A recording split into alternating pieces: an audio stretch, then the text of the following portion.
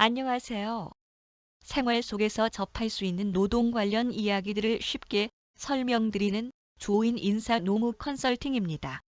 이번 시간에는 포괄임금제 근로계약의 유효성에 대해 살펴보겠습니다.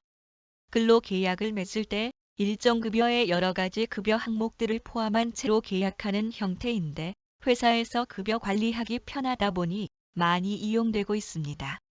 포괄임금제에 대해서는 나중에 이것만 가지고 별도로 설명드리도록 하고 이번에는 포괄임금제에서 가장 기본적인 내용을 가지고 말씀드리겠습니다. 상황을 보겠습니다.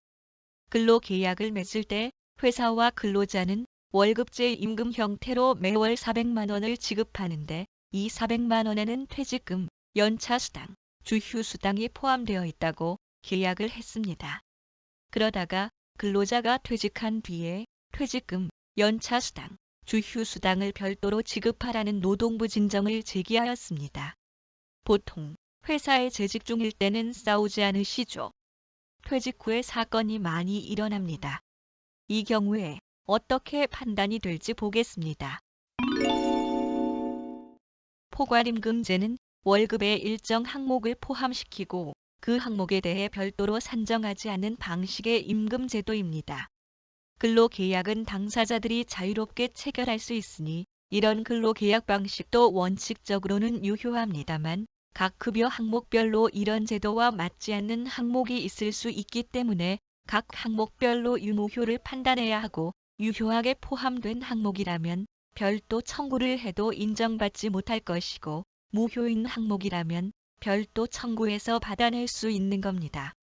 포괄임금에 어떤 항목을 포함하려고 한다면 그 항목이 그 계약 체결 당시에 발생 가능성이 있어야 합니다. 포함된 항목 중에서 퇴직금을 가지고 말씀드리면 퇴직금이란 건 퇴직하는 시점이 되어야 퇴직금이 발생하는 건데 입사해서 근로계약을 맺을 때 발생할지도 모르는 퇴직금 항목을 포괄임금에 포함하는 건 말이 안 됩니다.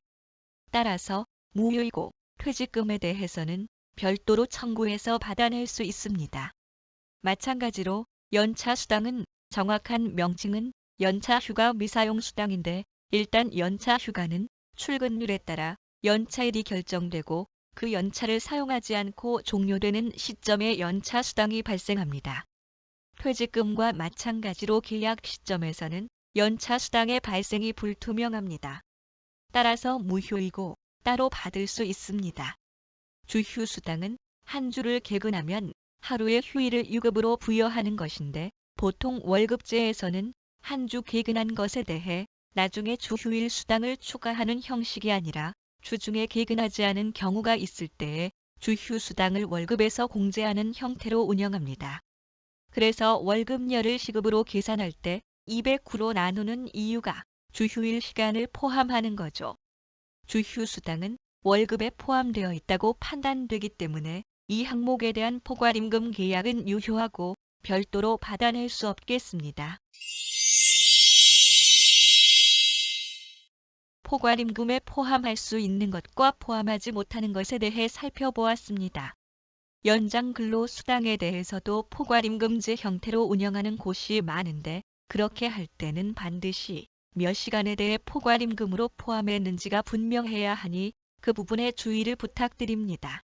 혹시 더 궁금하신 부분이 있으시면 조인 인사 노무 컨설팅 02-707-2253번으로 문의 주시기 바랍니다. 약은 약사에게, 인사 노무 상담은 조인에게. 들어주셔서 고맙습니다.